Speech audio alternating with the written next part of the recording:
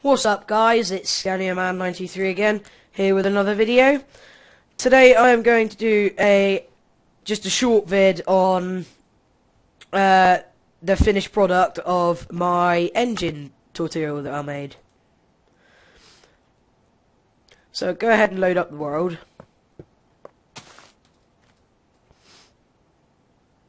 And yeah, so this is the finished product.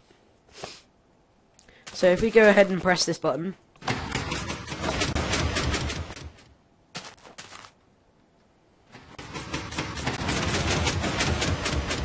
the engine works.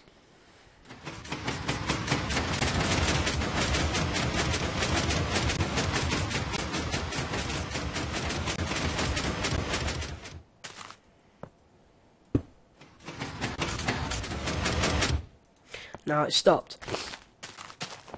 Right, so that's it from me guys. Remember, if you like the video, please rate and subscribe. Bye!